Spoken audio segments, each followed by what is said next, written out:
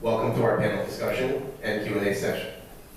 I am Curtis, I will be moderating this discussion, and we are the Upper Hudson Queer Alliance.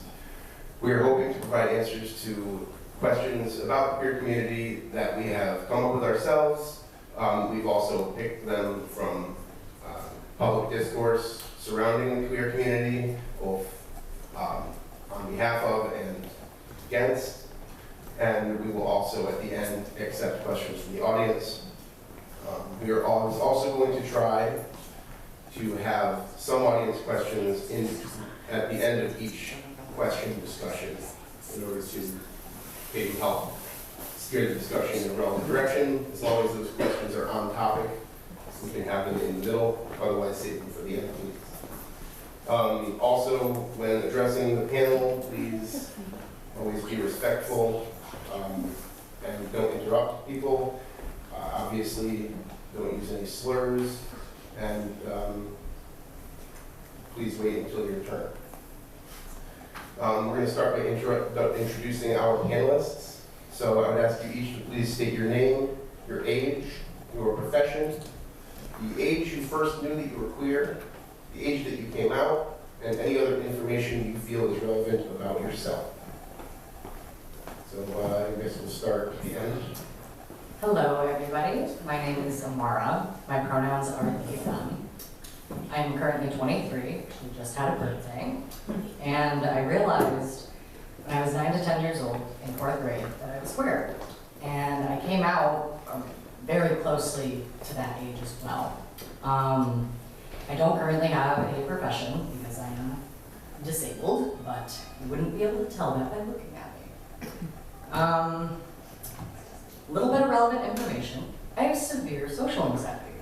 A lot of this does stem from growing up queer and having a lot of issues arise from that socially. So if there's any shakiness in my voice or physically, don't mind that, just social anxiety. And that's a little bit about me. I'm Cal, pronouns are they, them. I'm 27, I currently work at a pizza place down in Queensbury. Been in food service for 12 years and I love it. But I'm also getting a little bored of it. I know too much. The age I first knew I was queer, like that's a somewhat difficult thing to answer because I wasn't given any sort of LGBT resources as a child, but I knew something was different about me gender-wise from a really young age. And I came out at 17 when I started learning about the queer community and the different labels that come with that. I also have social anxiety, but it's crowd-based, so yeah.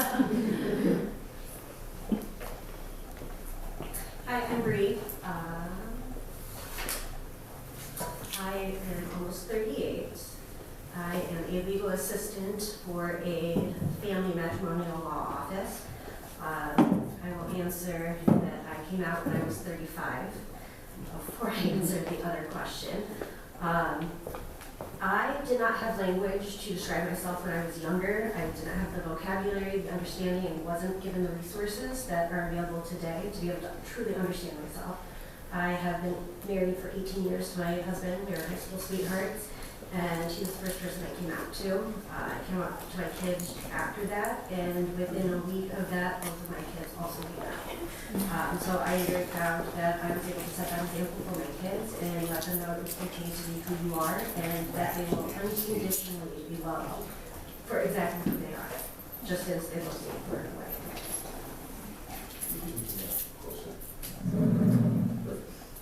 am. Also, I am neurodivergent, so as with them, if my voice quavers, just know that it's emotion-based. It's not any sort of hesitancy I may have about talking about this stuff. So. I am Kate Foster-Avon. I am 42. I'm the owner, founder, CEO of Advocate.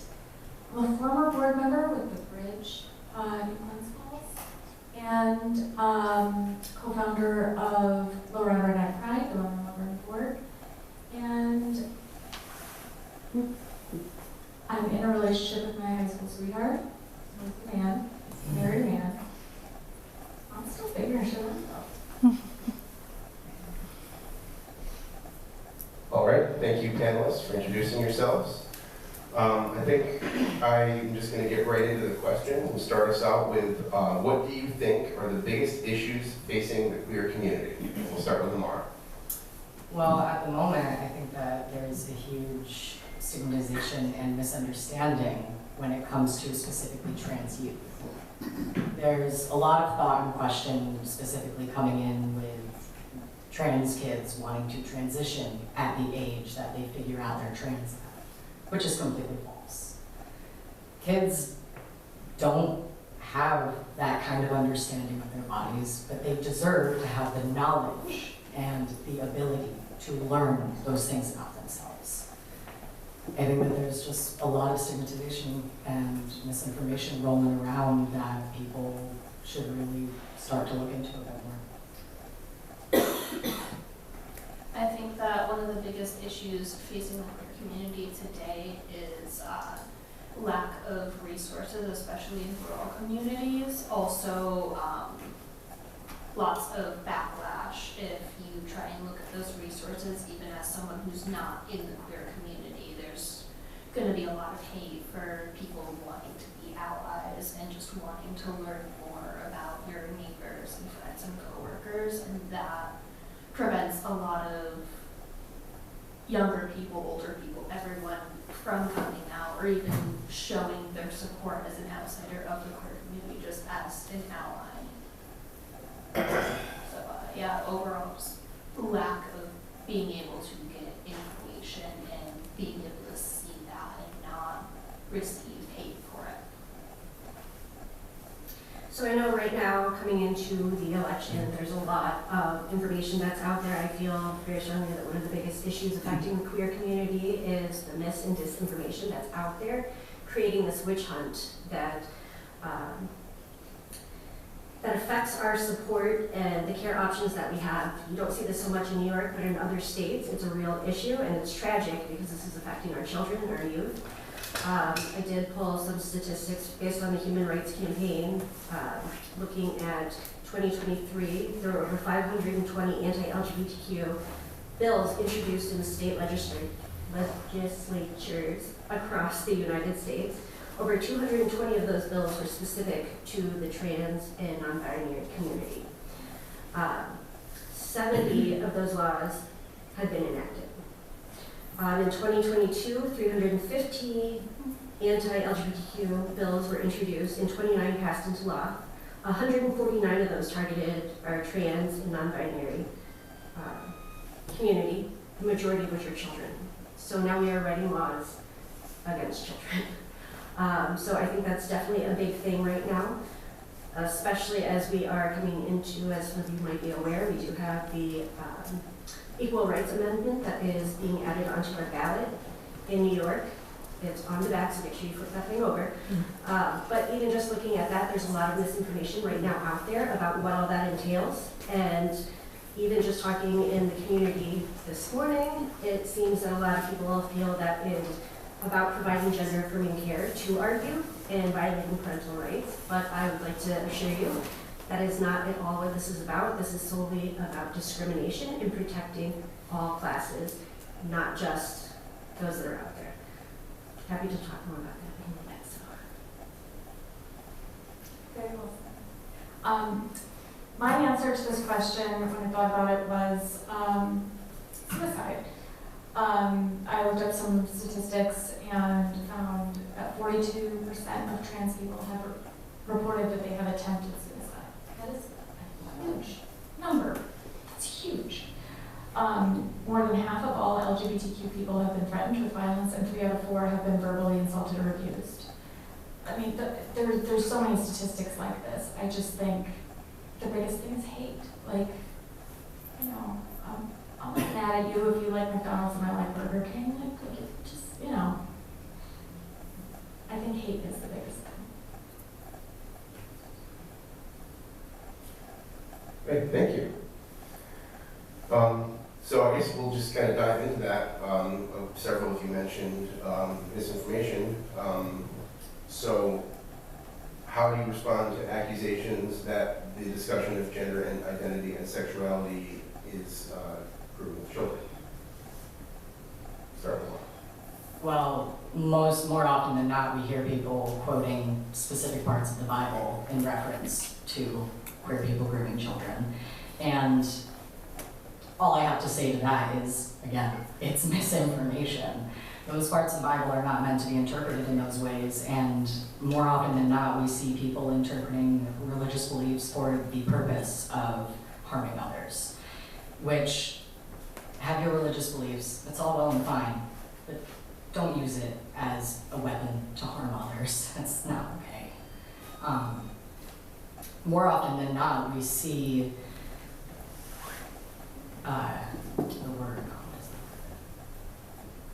we see backed up documentation and cases where it's the complete opposite of who these people think are committing the crimes. It's not queer people, it's straight cis people who have trauma and don't know how to deal with that, and they take it out on children. And if there was, less stigmatization around certain subjects like mental health, we would be able to possibly provide those people some sort of relief and to get them the help that they needed, so again, children didn't get hurt in the process.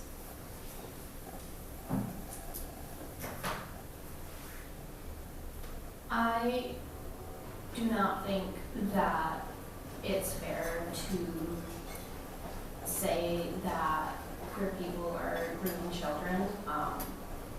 Personally, as a former queer child who did not know, I have one straight parent and one bisexual parent. If they had given me the resources I knew as a child, I would have been able to better protect myself against straight people attempting to groom me, to be honest. I don't see a lot of queer people in the community interacting with children in any sort of inappropriate manner. It's not to say it does not happen. Anyone is possible to do inappropriate things like that, but it is statistically less common in the queer community. All right, so in my experience, which I do volunteer with youth 1 day a week in my own community, which is neighboring to Luzerne, and speaking to local youth about LGBTQIA plus stuff, most of the opposing commentary that I received, they were parroted talking points that adults use. But when you try to examine that closer with these youth, you ask them, why do you feel that way? Why do you think that way? If you try to engage even further to dissect that, then that conversation stops because they don't know how to have that conversation because they're literally just parroting what the adults around them are saying. As I said before, I did not have the understanding or the language to be able to talk about myself that way when I was younger. I've had the unique opportunity that I have lived in 9 different states all across the country. So I have lived in areas where this sort of thing is more harshly looked at than others. And I know that living all over the place like that, I just didn't have that exposure to any of that stuff until I was really in high school. I graduated locally from Schuylerville, and I can tell you we had one openly gay kid in my class, which was just, we weren't exposed to it at that time. But I know that these are important discussions for adults to have with kids, not in the grooming sense, but we all know that our teens have access to the internet, and if we are not ourselves having these conversations in our own comfort level with our children, they're going to go and seek that information elsewhere. You want to make sure that it's all of our responsibilities to make sure that our kids know this. And that's why once they get into high school, more of this stuff is going to be openly talked about because everything is going to be age appropriate as we're working to that. I know I've heard a lot of people talk about parental rights and that they feel that it is stepping on their rights for this stuff to be discussed without them. And I don't think anybody is intentionally trying to step on their toes with it. I think that if it's not done in an age-appropriate way by a certain age, then it is society's responsibility to share this, especially in New York State where we have laws like the Gender Expression Non-Disclosure Act, because we are then feeding all this youth out into the real world where there are real consequences for the things that they say and the actions that they take. Let me see, I'm just going through my notes real quick.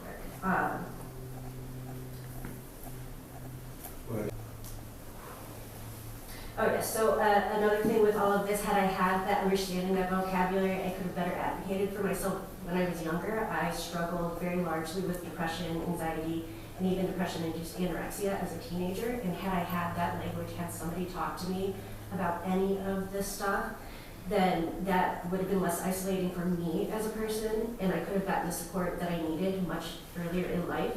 That has since affected my adulthood.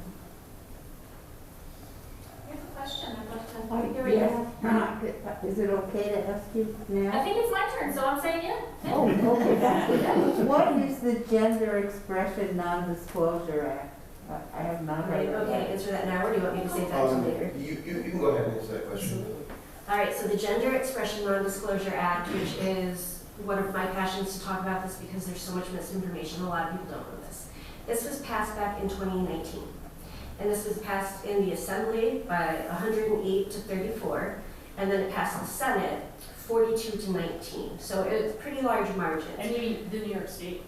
In New York State, this is all in New York State. So basically what it did was it added gender expression, gender identity, sexual orientation, sex, all of that as protected classes in the state of New York. This covers discrimination from the government, so this covers our schools, it covers places of employment, housing, places of accommodation, pretty much anywhere that you can go in public, and basically makes it so that it is prohibited to openly discriminate against somebody who is part of the LGBTQIA community. Now, most people don't know about this, that this is already existing law. It has been law for 5 years. I know some of you may remember the big issue that was in the media about the Target bathroom bills. That's GENDA. So we already have this legislation here in New York State, and going back to the Equal Rights Amendment that is on our ballot, that changes nothing with any of this, because that is already state law. All that is going to do is add that into our state constitution. Regardless of whether or not the ERA passes, we still have state law protecting us against discrimination. Like I said, this includes in our schools, this includes sports, this includes housing, and even your employment. So this is something, and also, I'll also add, this codifies women's rights as well. So it's not just about LGBTQIA plus community, this is about women too. I just wanted to add that you mentioned the vote spread in the Assembly for that piece of legislation. It was, what, 30 votes against, something like that? No, there were 19 votes against it in the Senate. In the In Assembly. the Assembly, it was 34. 34. So that basically means, well, the Democrats have a supermajority in the state assembly, but that means that they still got a quarter of the total Republican members still voted Absolutely, for it was that bill. bipartisan. Still voted for that bill, which I think is important to note. That it did get pretty sizable support from both sides. Yes. Back to grooming.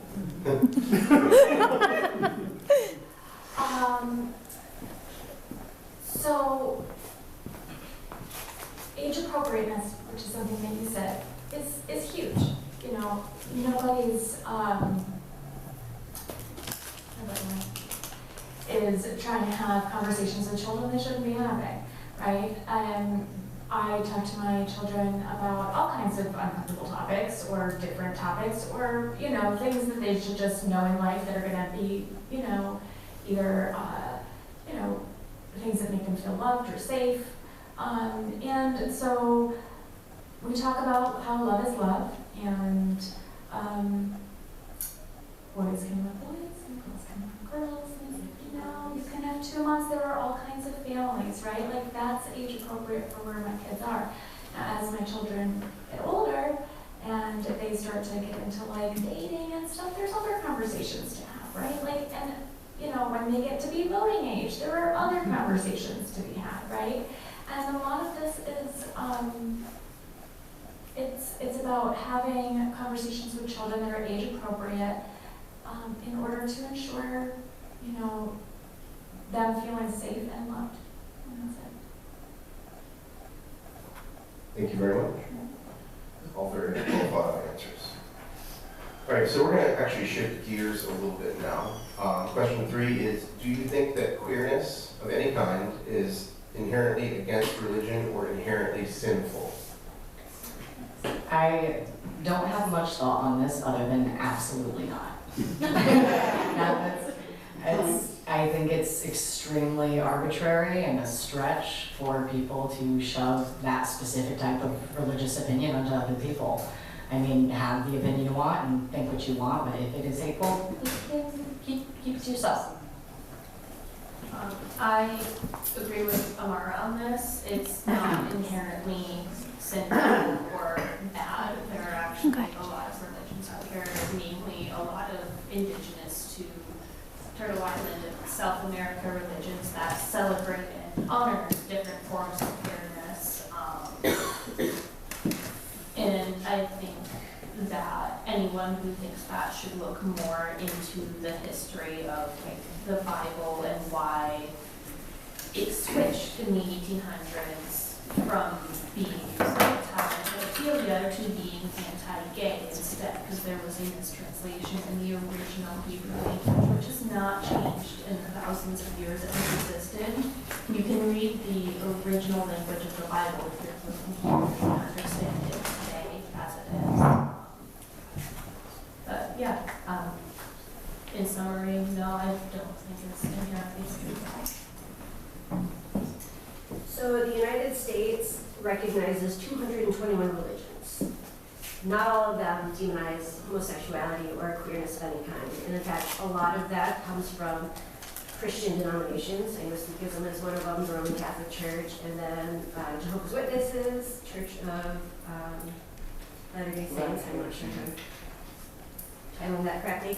But anyway, over 221 religions. So it's really hard to just pick one and say this is the law of the land, which is exactly why we have freedom of religion, which also includes freedom from religion. Therefore, we should be holding everybody to the one religion. I definitely think no, it is not overall a sin. And in fact, when you examine certain parts of the Bible, it is not being queer that is considered a sin. It's the act. It's acting on that. So I know I've had this conversation again in talking to youth. I have had Bible verses thrown at me, but when you ask more questions about, okay, can you give me other examples of where it talks about that, then everything stops. So I really don't think that it is a sin. I know even the current Pope has come out more recently in support of same-sex couples, including that you can now bless same-sex couples. So I think even that is starting to change a little bit. I know that there's a bit of division as far as the Catholic religion goes with all of that stuff, but I think in the end I always go back to Jesus, who preached love, acceptance, and compassion. So I think even if you are going to look at this from a religious lens, just remember that that right there is what Christianity is about, is following Jesus and love your neighbor, show compassion, be a kind person. I researched. So I was looking up, where is that Leviticus one that everybody always talks about?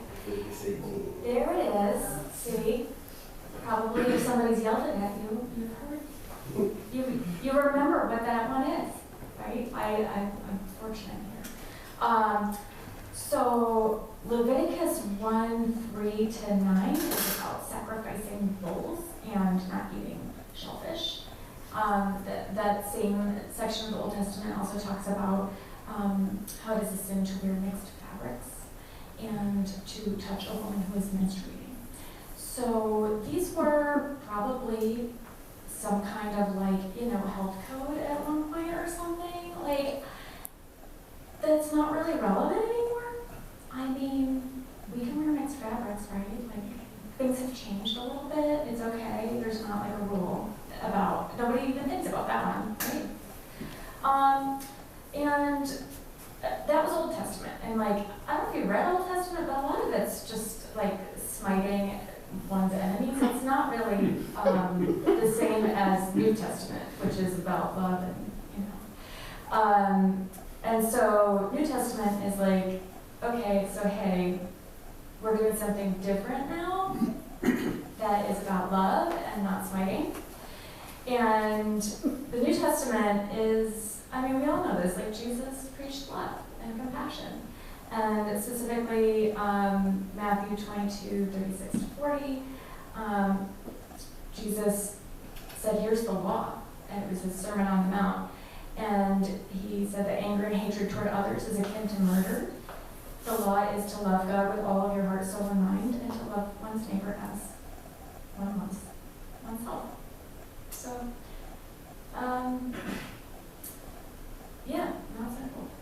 Can I ask a quick question? Yeah. Is anybody on the panel in a faith community, or are there any faith communities around here that welcome queer people? The Unitarian Universalist generally does. Up here, in this area? Queensbury. Over in South Glens Falls, there are churches that advertise, they have pride flags on them, and that is their message, is that we welcome all, so come to us. I used to be religiously affiliated, but as I learned more about myself and the way that other people reacted to me as a person, there was kind of this separation that I had to go through between separating faith from followers and then finding where I myself fit into all of that, and where my own comfort is, my own safety as well. I am not of any faith, but I was raised in Florida in a very surprisingly open Southern Baptist church. Their main mission and their main thought process was we accept all people regardless of background, faith, sexual orientation, what sins you have done, because all of us have sinned in our lives. Nobody is perfect. And they preached a lot of love and acceptance above all else, and that, honestly, that, even though I'm not a member of that church anymore or a religiously faithful person anymore, I still hold them very near and dear to my heart, and I still talk to a lot of the church elders on the regular. I actually have my own thing to add to this. I grew up religious myself. I was talking at Saratoga Pride to I believe she was the Reverend of the Saratoga United Methodist Church. And I guess there's been a split in the United Methodist Church over this specific issue, with some churches agreeing that homosexuality and queerness are not a sin, and some churches not agreeing. I haven't actually investigated whether the Methodist Church across the street is which of they are. I'm kind of hoping that it's the one and not the other, but that's a future issue. That's all I want to add. Both of my parents grew up very religious. My mother was Catholic and my father was raised Christian. They both converted to Lutheranism to get married. Their parents were not happy about that at all. I was raised Lutheran for a very long time. Primarily, it didn't really have a huge effect. They never pushed any sort of hyper-religious or skewed belief as to who we were as children and what we were supposed to do with our lives, other than spread love, care about others, and help others in need. As I got to know some of the people who were religious as I was coming out as queer, it put a big wedge between that, and I still have a little bit of an issue with it to this day, but to each their own. Can I just add perspective as a parent to two teenagers who are both queer? They have not been raised in a religious setting. We have always supported their choice to go and explore religion on their own, but it's not something we felt it was our place to push on them. However, a lot of my several of my in-laws are very religious, and I can tell you that I've had many conversations with my teens about how they feel when it comes to their family members, because they are of the age where they're able to see some of these things. I know my oldest is on Facebook and is able to see everything her grandfather posts, and has come to me with concerns about that, because my kids both know that they are well loved. I have one child who is very much wanting to scream it from the mountaintops that they're queer. I have another one who is very much don't tell family members, because they don't want that view from the religious family members to affect the familial relationship they have. So as a parent, knowing that this is how my children feel, I've had to take that stance of reaffirming to my children that they can have their own thoughts and feelings on this, and that maintaining relationships with people who have harmful views or have expressed harmful views, it is solely their choice as to whether or not they feel safe and comfortable continuing on in those relationships. I just wanted to add that out there as a parent that, you know, kids, they see this stuff. Thank you very much. Question? Well, yeah, I'd just like to say, just since, you know, today is Yom Kippur, you know, I'd just like to say that, you know, it's quite possible to interpret the Old Testament in a way that it's about love and, you know, for all people. I'm sorry, And, yes, you're right. That was Thank you. It's- uneducated of me to say that. Yes, I'm sorry. Thank Thank you for saying something. All right,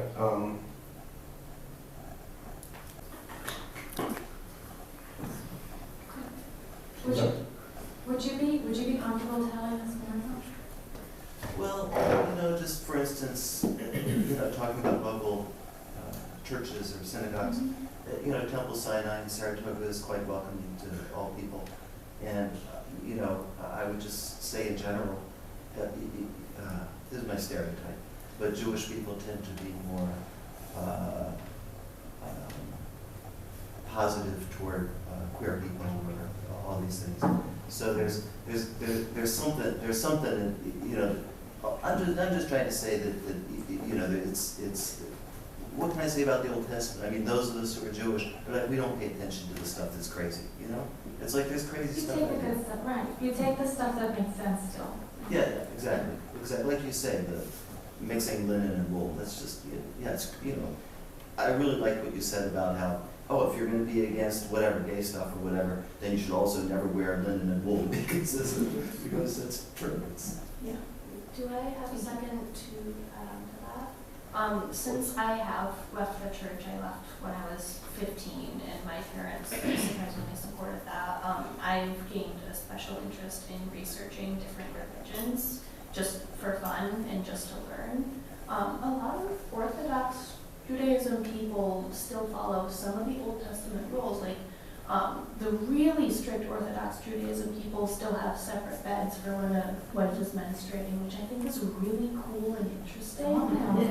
Yeah, I know. I want to be able to hold my don't touch me. No, you're not right. I want my hot water bottle and I want my blankets and I don't want to be touched. yeah. Sorry.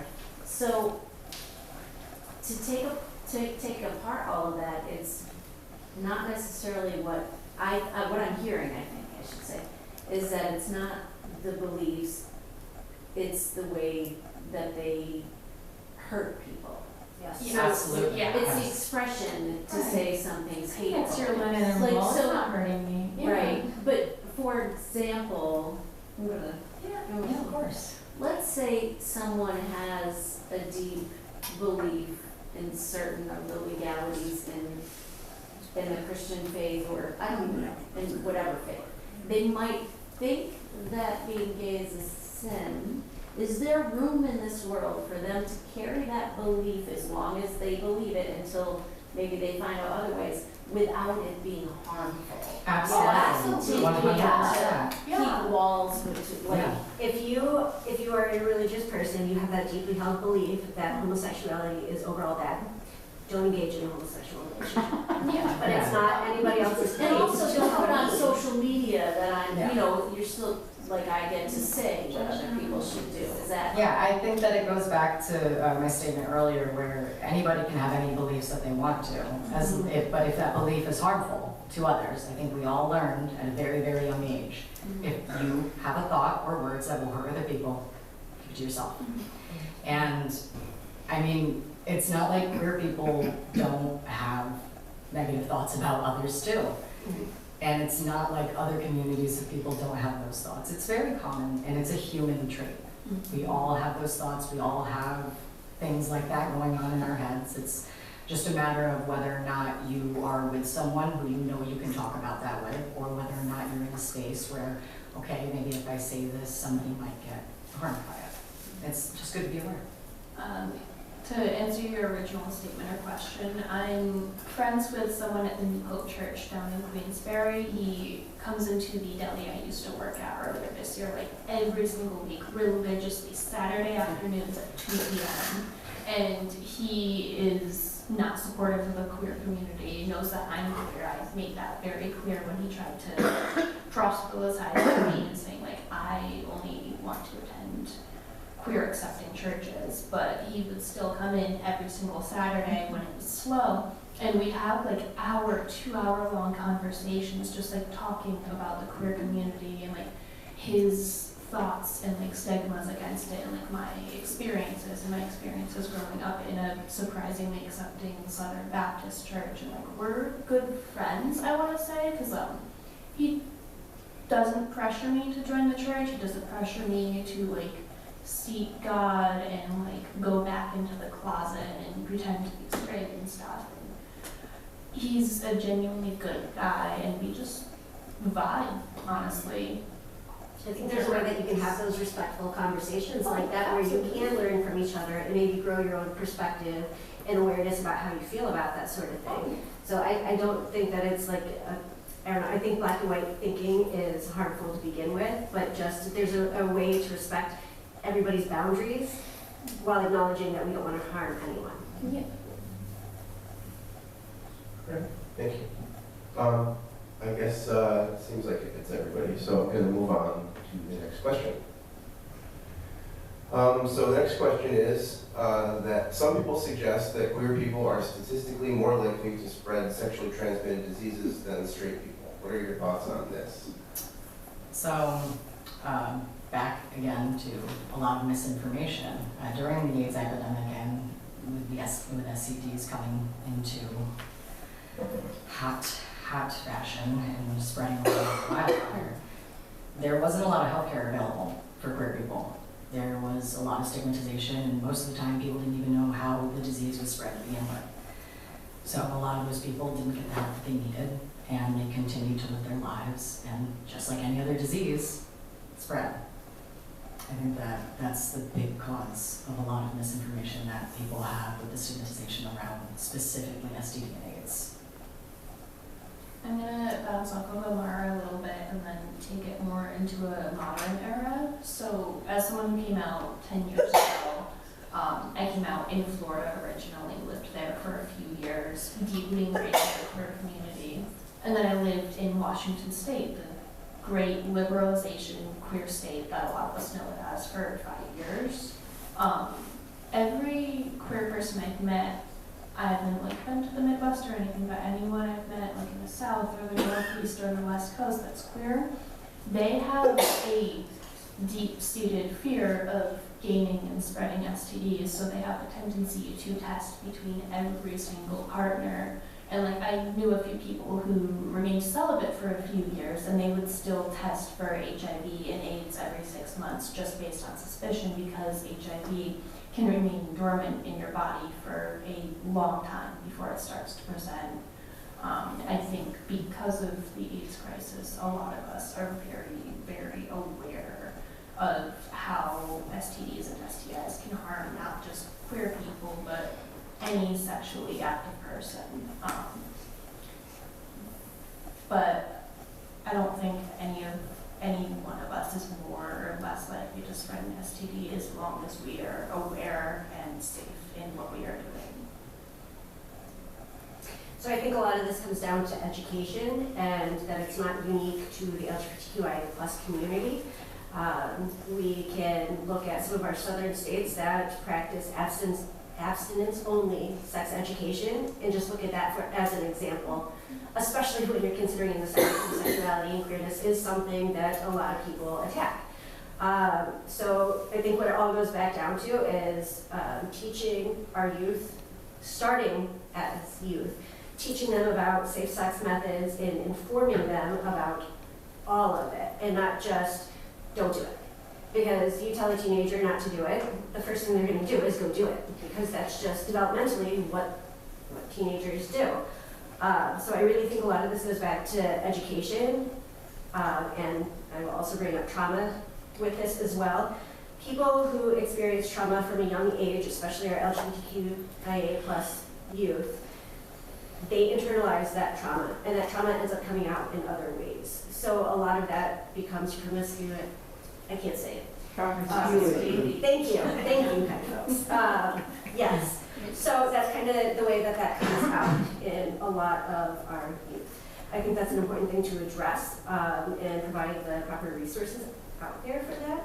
I will also say that any Pride festival I have gone to, whether I have needed them or not, I have come home with bags full of condoms. So I have never gone to any other festival when it comes to straight people that has done the same. So I think that even if you want to try to make the argument that that is the case, the queers are spreading information and tools for safe sex. Thank you, Elsa. Yeah, I might be able to add to this when it comes to my kids and everything is, oh wait, there is a personal story I do want to share. I don't know if any of you guys are familiar with Freddie Mercury. And all right, so I had a cousin who, the time that we interacted as teens, was in straight heterosexual relationships. As he got older, and he did experience quite a bit of trauma when he was younger, he did eventually come out as gay. My cousin died in much the same way that Freddie Mercury did, where he did end up with HIV, he ended up with cancer, with the sores on his face and everything, and unfortunately my cousin is not with us anymore. I don't believe that that is isolated to him being a gay man. Because that could have just as easily, for a person with his background, those people are more susceptible to things like drug addiction, which is not something that's directly associated with queerness. That could just as easily have happened to him being a straight person. He could have gone down a different road, could have ended up addicted to drugs, still could have ended up coming into contact with HIV. That's actually the biggest way that HIV is spread, is through infected needles. Yes.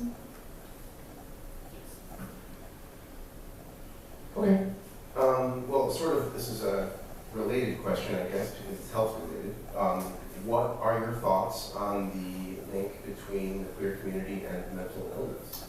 So I am going to give a little bit of a personal story. When I was in high school, I came out to my class in freshman year as a trans man. At the time, I identified as just he, him pronouns, was masculine all the way.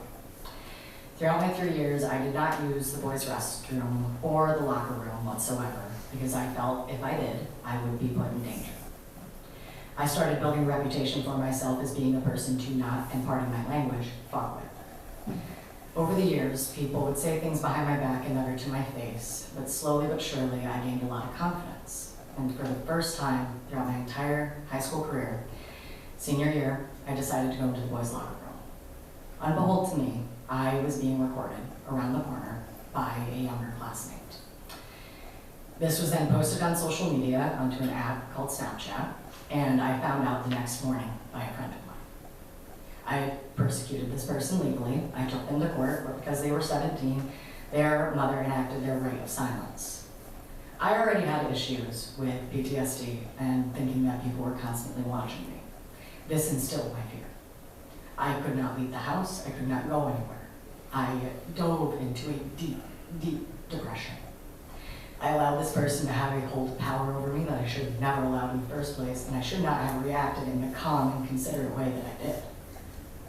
It destroyed me mentally, and only very recently, since moving up here and seeing that there is a queer community here, there are older people here who are queer, there are younger people here who are queer, and I am seeing the same thing happen in my town here that I saw happen in my hometown of Rockwell, and I refused. Being here gave me confidence, and meeting the people here gave me the confidence to finally step up and say something. I never thought in a million years that an event like this, sitting down with the community and talking to you guys, would ever be possible, let alone that the person who was being recorded think that anybody would ever want to listen. I appreciate you all being here, and I'm very, very grateful that you are listening and asking questions and feeling comfortable to ask those questions, because that's the goal. We want queer people and people who are straight and people who are allies and people who are homophobic to all come together and just sit in one place and talk and try to come to a bit of an understanding. Thank you. Thank you. 2 minutes. Okay. So I think a lot of the link with mental illness in the queer community stems from, again, a lack of resources and the stigma in trying to learn about stuff like that.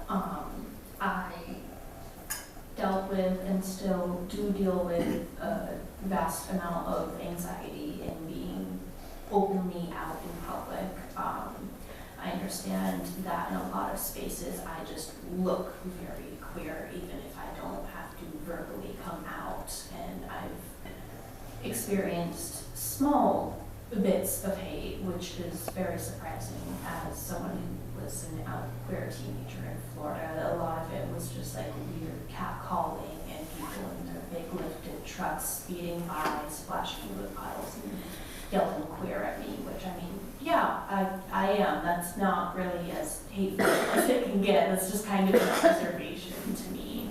But at the time it was kind of scary to have to go through things like that, and it can get a lot worse for other people in the queer community, especially if some young teenager tries to come out to their parents and their parents just clap back with a lot of hate from their lack of knowledge in the queer community. That can send someone into suicidal ideation, self-harm, a list of really negative things. I know that as we're all adults, we have seen how ugly the world is out there, how politicized some of this stuff is right now. If you know, on any article that talks about LGBTQIA plus rights or anything, you're seeing that ugliness in the comments. So I really have to ask, is anybody surprised that those who are part of the community that is on the receiving end of this hate, are any of us surprised that our mental health is deteriorating? I think some of my peers have spoken very well about the impact on mental health, but I also want to bring out kind of a spin-off kind of point. So there is a very large overlap between queer people in the neurodivergent community. And by neurodivergent, I mean people whose brains are literally wired differently. That is covering things like autism, ADHD, Tourette syndrome, anything along those lines. There's such an overlap between those, and I don't know if you know the statistics off the top of your head, but I know it's really a massive overlap. Yes. So a lot of that stuff, I don't know if it is directly related to mental health so much as it is perceived that way because of the other things that we are dealing with. And in touching on the lack of resources that we have for mental health, you also have to examine what that looks like for a queer neurodivergent person. So you have, for autism, for example, you have tests out there, evaluations out there that are supposed to try to eke out that autism in the evaluation. However, that is geared towards males. That is geared towards white males, actually, and it is a very classic presentation. So I know in this area specifically, as I am a neurodivergent woman, it has been very difficult to find a provider who is willing to examine what autism, ADHD, anything like that looks like in somebody who is assigned female at birth. So when you are looking at this, when it comes to trans men, those are people who are assigned female at birth. So the way that they present with autism may not fit that classic white male mold for autism, which then makes it harder for us to get diagnoses, to then be able to get the appropriate care, treatment, support, what have you, to be able to function in the real world. So I think that's a very important aspect that a lot of people don't consider when it comes to mental health and being part of the queer community. That's a huge piece of it. I, at 42, was just diagnosed with ADHD and started medication, and I can't believe y'all can actually think of one thing at a time and get it done. That's crazy. It's so difficult. It's so difficult. It's crazy, and I have been, and this is recent for me, so I'm still talking through it. I'm still processing, like, did I really have depression in high school, or was I reacting to everybody, like, to a world that wasn't made for me, you know? Like, and feeling that, not just that rejection-sensitive dysphoria, which goes with ADHD, but also feeling like lazy and disorganized, and I just couldn't get my act together, and my energy was weird, and all of these things that, like, I was treated for depression specifically, you know, but underneath it all was this other thing going on. And the fact that data is really, there's no data about women's bodies, like the research. There's a book called Invisible Women, I think it's called, and it's about how seat belts, chairs, desks, doors, door handle, like everything. Temperature, yeah. Why are we always freezing? Right? Like, there's, the world is designed for straight white men. It's not designed for the rest of us. And there's a lot of the rest of us that deserve to, you know, to be researched and to know, you know, would that medication work for us? Maybe it wouldn't work for straight white men, but maybe it would work for us, you know, all these things. So, go back to that with all of the stigma and the hate and the discrimination that people in the community go through. Of course they're going to have depression and anxiety and, you know, all of this. Of course. But we can be nice to everybody and, like, maybe help with that. Wouldn't that be great? We live in a world that is not made for people like us. We live in a world where people are constantly telling us that we cannot exist in the same spaces as they do.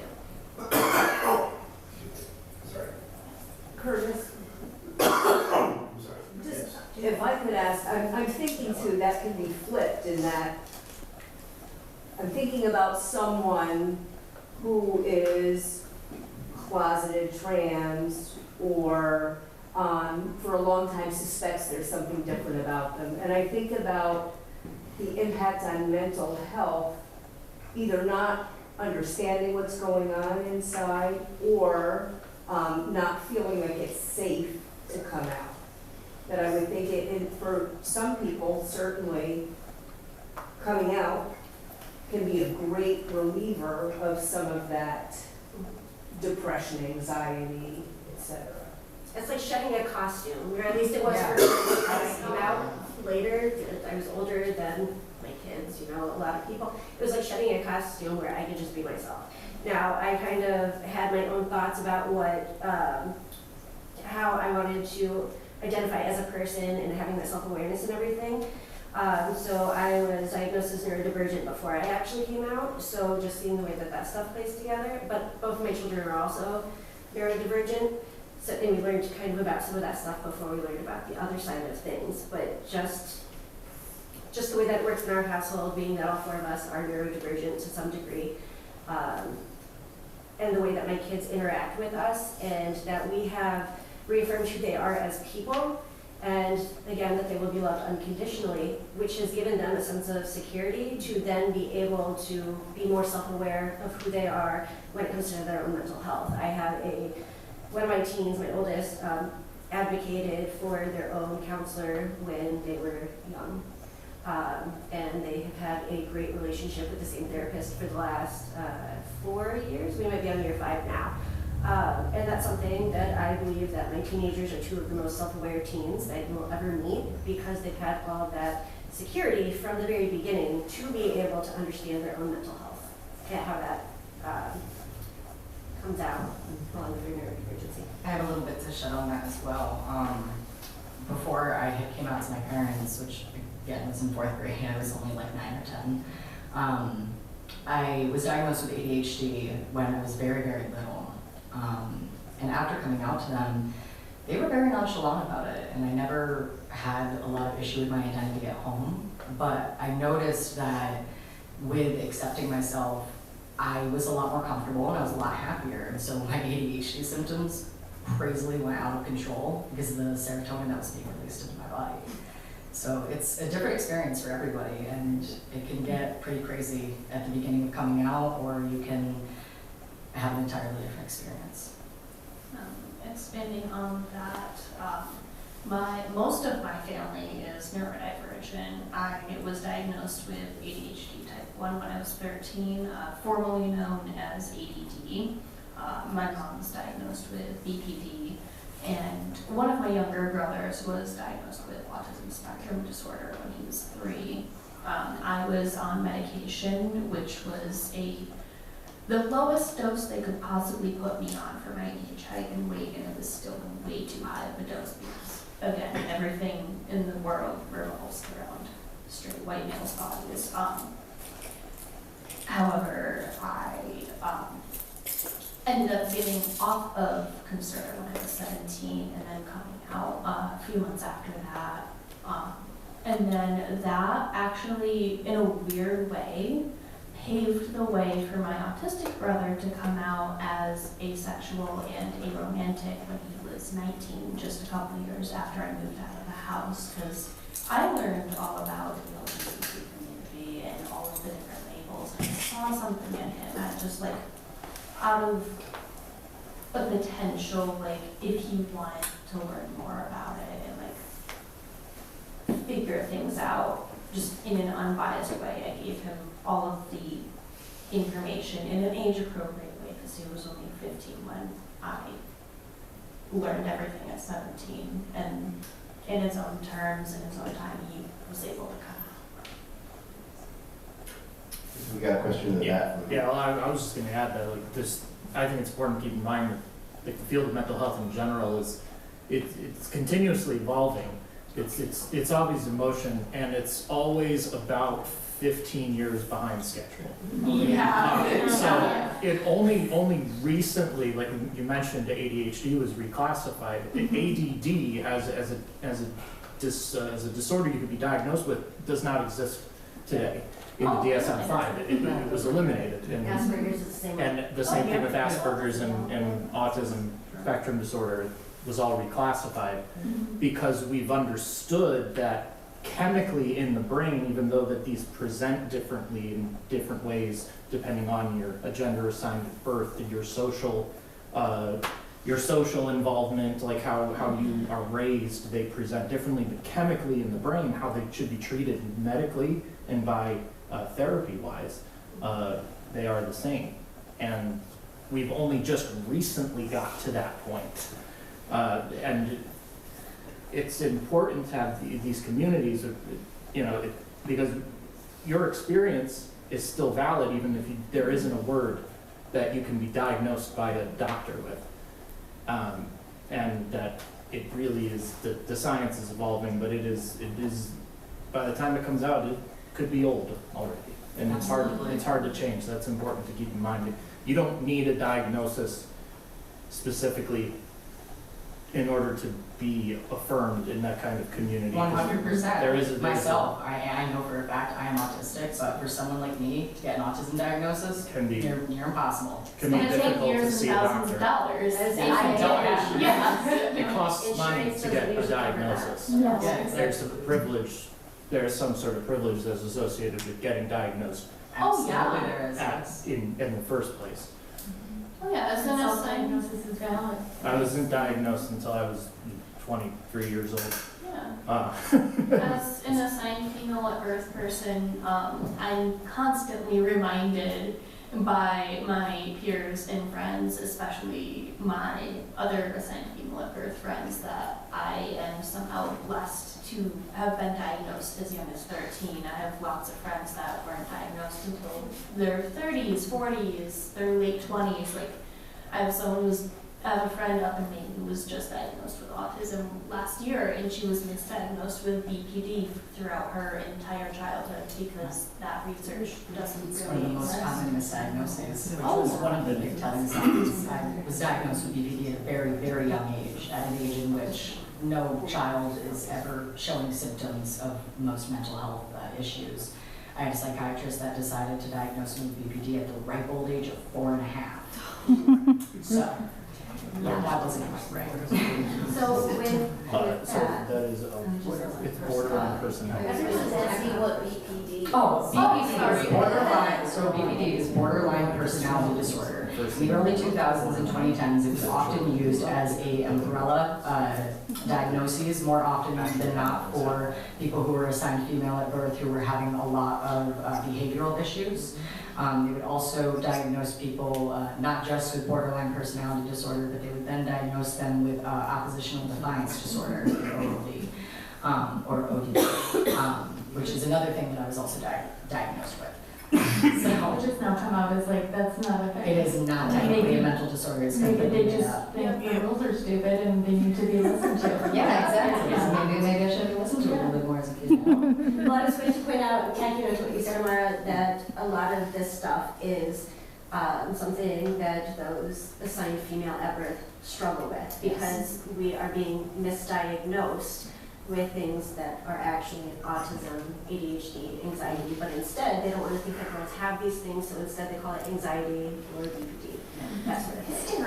But I also want to say, BPD used to be HPD, histrionic personality disorder. so in talking about the mental health and everything as it's coming out, I'm sure if you have children in the school system, you're aware that especially since COVID, there are so many programs that our schools are now offering, at least my home school district is offering, when it comes to mental health support for our youth, which I think is very important as kids are figuring themselves out, and it catches kids like us that would have otherwise been missed when we were in school.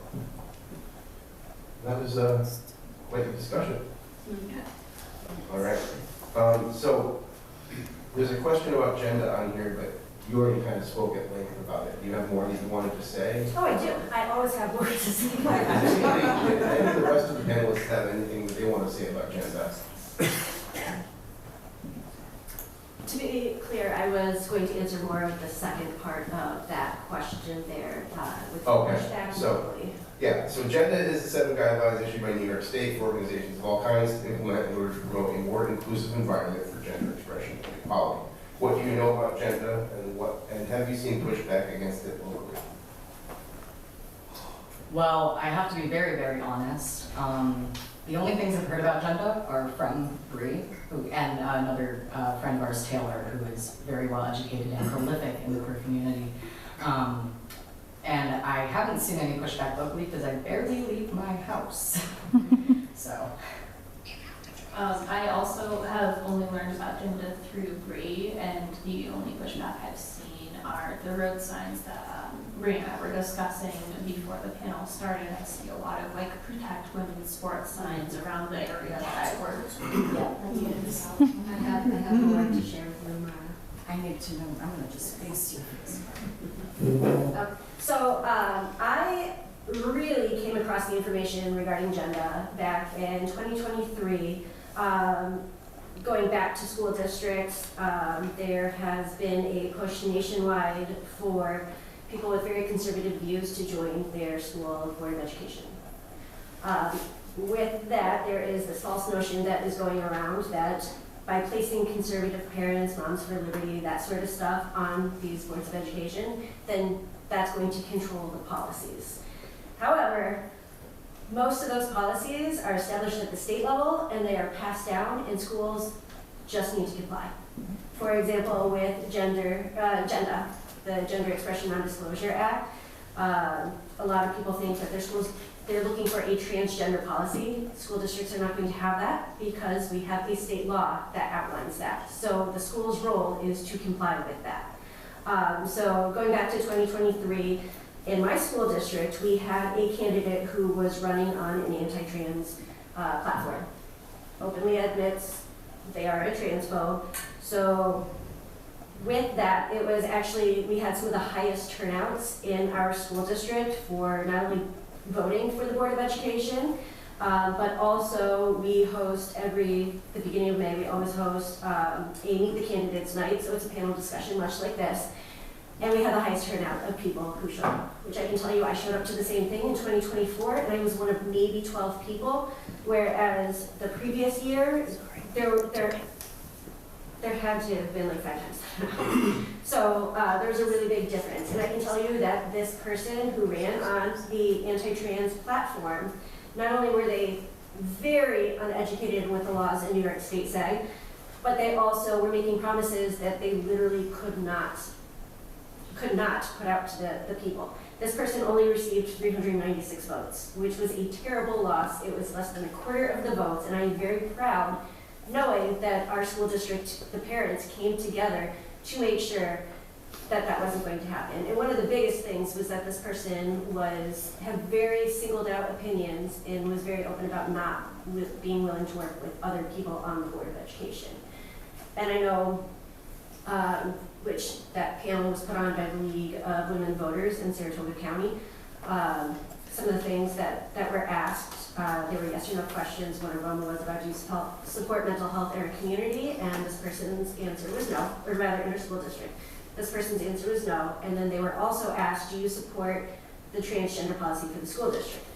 Which they also answered no, and then tried to make the argument that our school district didn't have one. However, it did. It's GENDA. So all of these signs that we've talked about that are out there right now talking about protect girls' sports, the sole backing of that is to try to keep trans girls off of girls' teams. And most of that argument is aimed at girls, and it's not aimed at the boys' side. So that sign is completely false. If you are voting on that single issue to prevent all girls from playing on a girls' sport, whether they are trans or not, it really is just pointless because we already have state legislation that says that. And so anybody who is promising you to go into the school, the Board of Education, and support laws that are anti-trans, those are all false promises because we have those state laws that protect. Am I able to read a post from the internet? Yeah, as long as it's not like hate speech. No, it's not. So I just want to go into Reel it in person. So I just want to, first of all, the Glens Falls Chronicle did come out with a post about this. I will be honest, I have not read the post because I can tell you just by reading the comments that nobody else did either. It is. I actually read that. So my comment on it was the issues Prop 1 covers are already state law. Gender Expression Non-Discrimination Act was passed in 2019 and adds gender identity and gender expression as protected classes. So everyone opposed to this to protect girls' sports is voting on the ERA on a single issue that is already state law. By the way, Prop 1 is the ERA, the Equal Rights Amendment. So I had somebody comment back and said the elimination of parental rights concerning minor children and gender transitioning is the real wolf in sheep's clothing. Schools should be allowed to start transitioning, or would be allowed to start transitioning minors of any age without parental consent or knowledge and be barred from discussing it with parents. Most people are not aware of this, and most people would object to Prop 1 if properly informed. This is flabbergasted. So, my response, yes, they do, in the nurse's office, the litter boxes are in the classroom. Yes. So, my response back to this person was, that's not what GENDA is at all. The Gender Expression Non-Discrimination Act prohibits discrimination based on gender identity, sexual orientation, and sex. It offers protections in employment, places of accommodation, housing, schools, etc., just like race, creed, and religion are protected. This includes protections for women. It has nothing to do with setting on parental rights or gender-affirming care. GENDA is only one protection it would add to our state constitution. It will also prohibit government discrimination based on ethnicity, national origin, age, disability, pregnancy, and pregnancy outcomes. So, as I offered to this person, I'm always happy to offer more information since, as we are seeing, there is a gross campaign of misinformation out there on this specific issue. Thank you. Kate, do you have anything to add? Just as a mother, I hope that school is teaching my kid how to be nice. That's that's what I'm hoping. I have another thought. Just that nice and kind.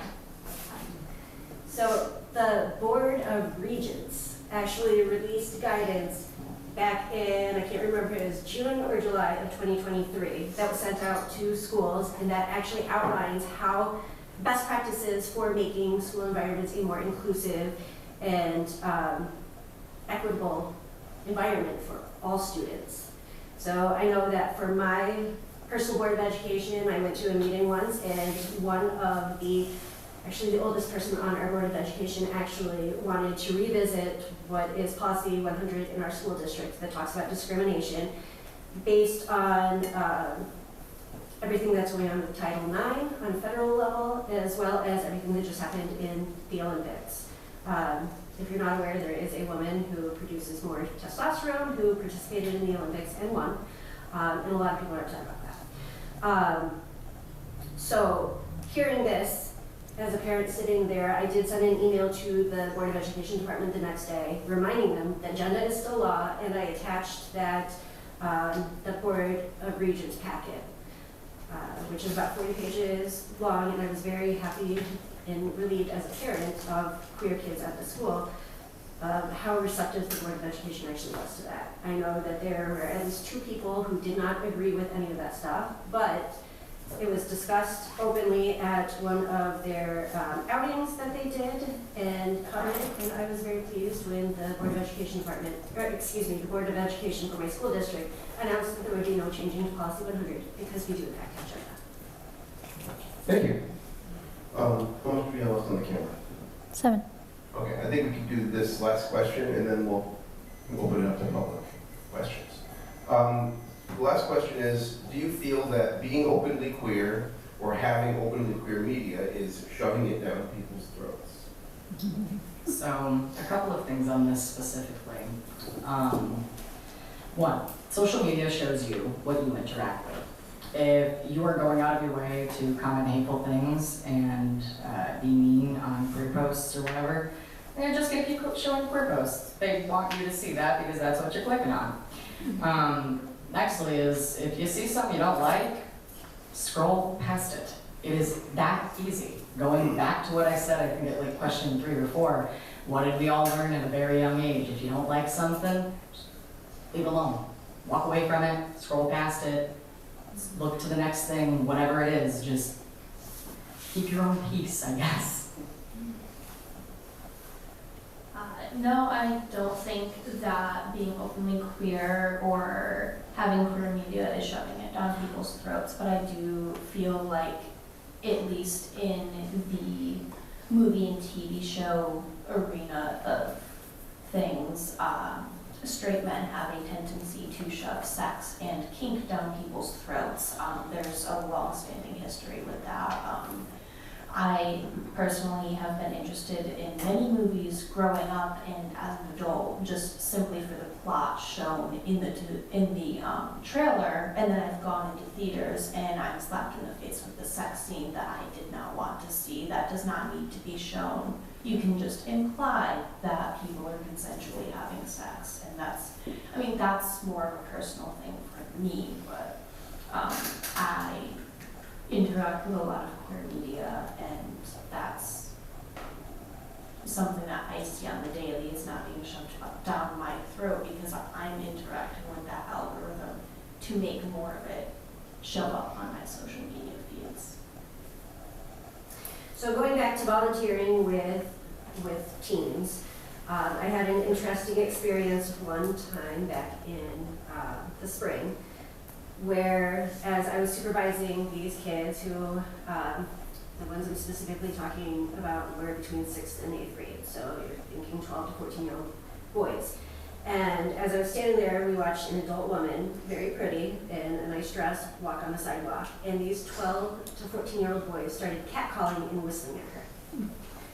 And then, within half an hour, tried telling me that they don't like when gay people shove it in their face. They're okay with gay people, they just don't want it shoved in their face. And my question to them was, how are 2 boys walking down the hall holding hands, how is that shoving it in your face? But what they just did to this adult woman was not. And that really is the reality of it. You can walk down any school hallway, hopefully not really, but like you can go to the mall, if people still visit malls, and you can see that there are couples who are in the midst of extreme PDA sessions. That right there would be considered perfectly fine by our society's standards, but if the same thing happened, and it doesn't even have to be to the same level, it literally can just be 2 boys holding hands, 2 girls holding hands, very benign like that, and people still lose their minds over it. So when it comes to showing my own queerness out in public, I do wear a rainbow watch, I have my rainbow sneakers, I have earrings, I don't go out lightly. And my whole goal with doing that is never to shove it in anybody else's face, but instead to send a welcoming message to my peers out in the community. I know that this very shirt that I'm wearing protects trans youth. I wore it while shopping at Walmart one day, and I had a young adult with very, very colorful hair, piercings and everything, who looked at me, nearly cried, and said, "I just love your shirt. You have just restored my faith in humanity." So it's not to throw it in anybody's face if you disagree. It is simply to send that message out there. And I have had kids who recognize that this is what I do, and they feel more comfortable knowing that I put that out there. If I, as an adult, am comfortable in my own skin to demonstrate that to other people, those people, they're going to find you. The people who need your presence, they will find you. I can also say that I fly a progressive flag on my house year-round, and I have a welcome mat that says all are welcome. And anytime, especially kids, anytime a kid comes to my house, I always tell them before they leave, you are always welcome here. So I don't believe that it's shoving it down people's throats. I think that's just a line that people throw out there to try to justify why they don't want to see love and acceptance and people be who they are out in public. So I try to get in somebody's head, right? Like, why would they feel that way, right? Like, and then I thought maybe it's the way that I feel when I feel the Trump flag. Is how some other people might feel when they see a pride flag. But I think on either side you could say, I'm here just to show what I'm into and show other people like I stand with you. I worried a little bit actually, like about putting. I wear these glasses all the time because I feel like whatever. They're my glasses. And people who know are like, I like your glasses. But I put the inclusion flag out of my house for Pride Month, and I was kind of like, oh my gosh, is my house gonna get bombed? But I did not get bombed, and instead my DoorDasher, who had Crocs on in the trans flag colors, was like, I am so happy. So my DoorDasher just said, they've been having a really tough time, and they were so happy to see the flags out front of my house, and it just made them feel like safe and like it's going to be okay. And I was like, geez, that's how you do this, just this little signal of hope, and to let folks know they're not alone. Well, so actually, this is the perfect time. Who wants to go first? Oh, just one of you. Oh, Matt, and then. What about the last thing that we were talking about? On the opposite side of, like, looking at it, flipping at it on its head of queerness in media, and it feeling like it's being shoved down people's throats. On the opposite end of that, do you sort of feel like when media responds to the desire for queerness in media, and it just sort of feels like, can it feel a little bit patronizing? That when queerness might be just sort of shoehorned into something where you can tell it really wasn't, like it's not an organic feeling. Like it's not organic, it's just shoved in there for, I would call it fan service, but like it really would be more social service. Yeah, I think a good example of that is when a lot of businesses and corporations and TV shows pop on the whole Pride Month trend, and they think that queer people only exist to buy their stuff during the month of Pride. And they end up releasing. Queer people's money's as good as everyone else's. Exactly, money's the same regardless, but yeah. But in like the major pieces of media, like the big pieces of media, like where like in the new Star Trek remakes or the Star Wars remakes, or when they're TV shows that have been going on for long periods of time, and they all of a sudden want to include a gay person in front and center, and that their gayness becomes the focal point of their character and not any other qualities about them. I think a lot of that comes in with the fact that there are really a lot of queer people in those types of industries working and writing those characters and advocating for the fact that like queer people don't really act all that different. I mean, yeah, when most of us come out, we're gay, yeah. But then after a few years, it's settled down and we're normal people. The novelty wears off of being gay. Yeah. But yeah, I think that it just kind of comes down to a lack of openness in that space for queer people to actually be, to provide more insight. So you're saying that like, even if it's sort of a poor representation at first, it's some. And that will Exactly. eventually grow I mean, that's to how be I've that. come to interpret it and like learn to live with it. Is that even though like, no, maybe this queer person character isn't written by a queer person, but at least it's something. So I know in The Last of Us, season 1, that was one of the big things that I saw a lot of people had an issue with, is that there is a storyline of 2 men that I don't believe knew they were gay, and things kind of developed. But my whole takeaway from that is that people are dwelling on the fact that they're gay and not what beautiful story they had to share. Absolutely. And so I think people get a little bit too caught up in all of that stuff, and instead of saying, hey, that's a person right there, instead they're saying, hey, that's a gay person. And so if you just look at the way that things are naturally unfolding with people, you're going to see that there are it's the same. People love each other. They still show that, and I think that there's a lot out there that people are missing out on the true beauty of these types of relationships, and instead focusing on they're gay. I think Brian is next.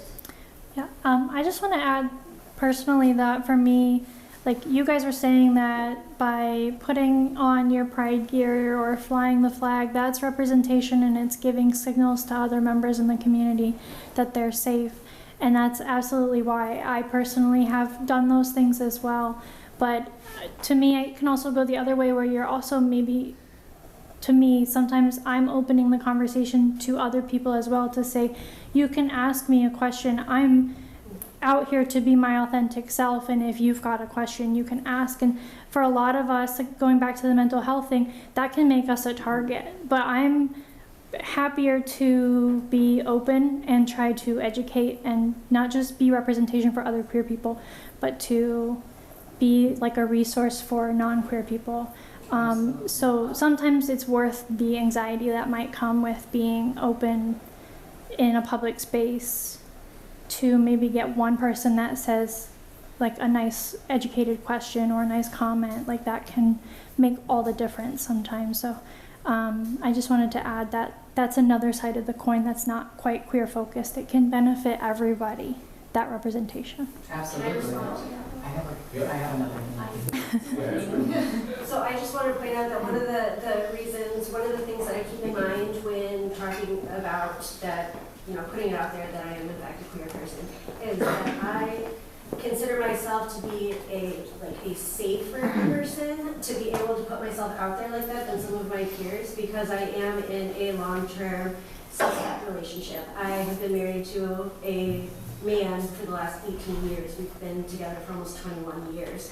So, and I present as a straight cis woman.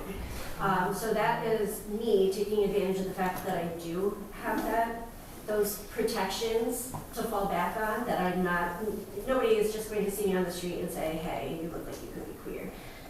Because I do have that protection. So I feel that as a person who has that privilege, if you will, to have those protections, I am willing to put that out there to try to take the brunt off of the people who don't have that same privilege and that same safety.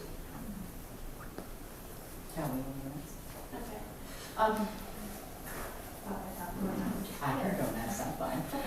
The only thing I wanted to say to piggyback off of what Riley said is that yes, a lot of queer people are very okay and open with helping to educate others. But it is extremely important to remember it's not our jobs. It's not our responsibility. The internet's there. It's able to be used and it's extremely easy to know how to use it properly. But we are here because we want to be. And we want to help do this. So just keep that in mind. So I love learning things, like everything I can get my hands on and learn about, I will. And I love teaching other people things too, even outside of queer community stuff, like any special interest, like entomology and like the history of different religions. I could go on for hours about my interests. But I came out to my extended family, I want to say 3 Christmases ago now, close to 4, because I never like explicitly, officially came out to them. Like I was just out on the internet and like to my immediate family, and I didn't get to see my extended family a lot growing up. But when I came out to them, my grandmother's special long-term friend that she's been dating for 20 years and will never marry, I love him. I was really scared to come out to him specifically because just based off of looks, which I should not judge people by their looks, and I've learned from this, he looked like he would be a homophobe. He looked like he would start yelling at me and like calling me all sorts of slurs, and I didn't think that he already knew that one of my cousins was gay, and that cousin had been out 5 years longer than I had. But coming out as a non-binary trans-mask person to that family, he just had some basic questions, because he only knew about trans women, trans men, and then gays and lesbians. He had his very like 1970s view and understanding, and he came at me with so much patience and like his dated terms, but those terms were absolutely valid from the 60s to the 80s, and they should not inherently be viewed as like slurs if they're not meant in that way. I went on a little bit of a tangent there. Just real quick to add on to that, I don't think that's a tangent at all. I think that's a really important thing to touch on, is that when asking questions, it's very important to remember that a lot of the terms that we use now are new. Very, very, very new, and we're learning new things every single day about the queer community. If you ask a question and you're not using the proper terminology or the modern terminology for something, and someone tries to chew you out for it, just be like, hey, that's not what I grew up with, and I just know it by this, but just work with me on it, and maybe I can remember. When I came out to my parents as trans, it took them, I think, 5 or 6 years to start calling me by the proper pronouns, and even now my dad still misgenders me, and he'll even call me by my dead name sometimes. So like, it happens. People change, and it takes a really long time to make that shift. And I will say, like, there's some generational aspect of this too. Milner is putting together this musical called Drag Queen: A Story Out of the Musical, and had this really wonderful dialogue at the Crandall Public Library about which words to use, because here's, you know, a man writing a musical about a community of people, and, you know, maybe not knowing everything he needs to know. So he was asking questions. And it was very interesting to hear generationally how some younger folks were like, well, I really prefer the term queer. I really identify with that. And there was somebody who was older who was like, I'm a lesbian, and that is the word, and that is what I have been and always will be, and that is my word. And, you know, and so it really is, I think it just goes back to like, everybody's different, and it's okay. I think Ms. Jones is next. First of all, I want to applaud all of you for coming here today.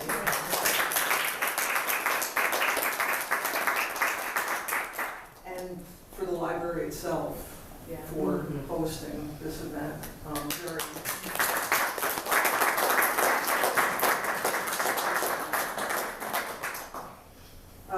I guess it's a two-part question. Do you think that that school systems are doing enough for its queer population as far as support, mental health support, and just support in general? And if they're not, what can they do? I think you have a little bit more to say on this than I have. I don't have any children. I didn't even go to school in the state. I didn't go to college. So I have 2 high schoolers right now, and I love what the school district is doing, my school district, which is not Luzerne School District. I love the mental health support, I love the SEL days that they do, and I still don't think that schools are doing enough.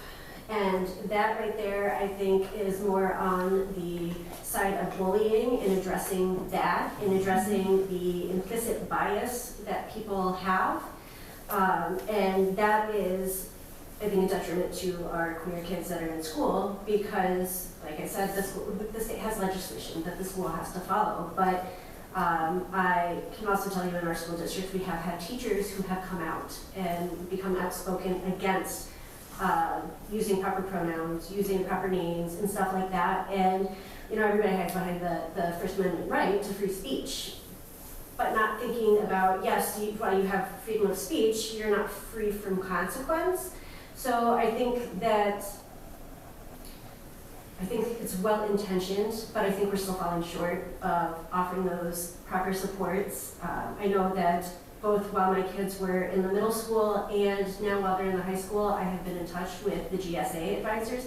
GSA is Gay Straight Alliance, at least for our school district. Some people use gender, oh my God. Mine use Gender and Sexuality Alliance, that sort of thing.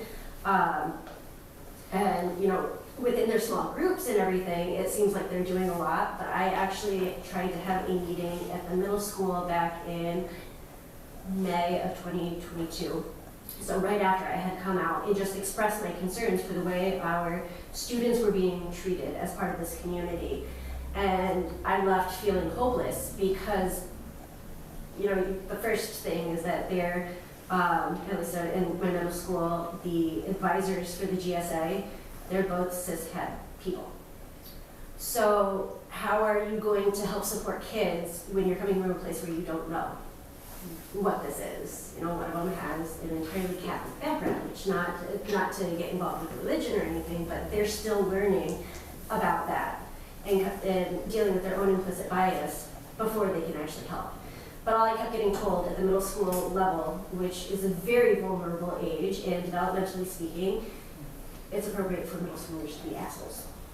Developmentally speaking, that is where they are. I feel so much better about my middle school. I am so glad that my kids are done with middle school, but all I kept hearing is, well, once they get into high school, they have this, and once they get into high school, this is what we do. It's like, okay, that's great, but what are we doing to ensure our middle schoolers are surviving until we get to high school? I think there's a big difference between just being a general, like being a kid and being an asshole, and being hateful towards Oh, other absolutely. people. There's a big difference with that. And I can tell you that even the comments that I have received, that I've been on the receiving end of from children, from these youth that I work with, just the things that they have said to me that they are comfortable saying to me as an adult, just remember that they are comfortable saying that to your children. So I had a young teenager sit close to me knowing that I was openly queer and say, I don't support the LGBTQ community, I don't feel comfortable in front of them.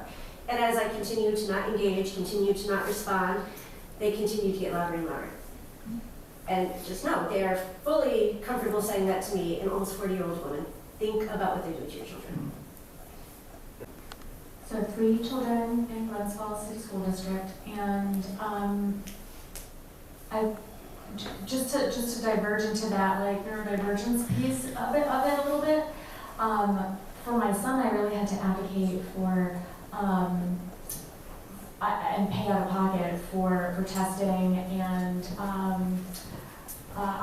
occupational therapy for sensory processing disorder. We learned the zones of regulation. And I had to pay out of pocket $75 a session to like learn the zones of regulation and try to get these tools so that my kid, could communicate with me and I could communicate with him. And then my daughter was in kindergarten and they had the zones of regulation taped on the desks and it was like taught in school. So I just saw it in her classroom now in first grade. They have a thing taped to the wall that says, like appropriate reactions to different, things, like, which is all like, you know, okay, some kids, like, they spilled their cereal and they're gonna have a complete meltdown, you know, where maybe the appropriate reaction would be like, oh, shoot, they spilled my cereal, let's wipe it up, right? So anyway, I'm seeing in my school district that there are more, that the mental health curriculum is coming up, you know? Is it enough? It's not enough. Nobody's okay. Nobody's okay, especially post-COVID. And I hope that as they get older, that there is more education. And then I'm realizing I have a 12-year-old, he really should have gone through something in school by now to talk about, you know, different forms of gender expression and sexuality. And so, yes. I have more to add. I'm sorry. I almost have more to add. I also want to talk about a piece that hasn't been brought up yet, and that is DASA. Anybody else familiar with DASA? All right, it's the Dignity for All Students Act. And I think there are even misconceptions about that. That's not anti-bullying legislation. All that is a process. It determines the process that schools are required to report to the state level. So I know I've seen a lot of people say that's in violation of DASA or get DASA involved, you know, DASA. That's great, but it's not anti-bullying legislation. It's not. Okay. Do we have, Riley has. Can I respond to this a little bit? Just, I taught in middle schools for about 30 years, and this is a huge problem. And one that I think has to be really actively addressed in so many ways. One of them is, I think, if you have a school where the faculty is diverse and the administration is diverse, that really helps, so that you have models of people who are across the gender spectrum, and that normalizes things. It's really important, and that means having a community where people are willing to be out and know that they're not going to be punished for it in any kind of way. So that's one piece of it, and having faculty talk about and model acceptance and encouragement of everybody. The other piece is bullying, and bullying in middle schools is so difficult to stop. I worked in a school that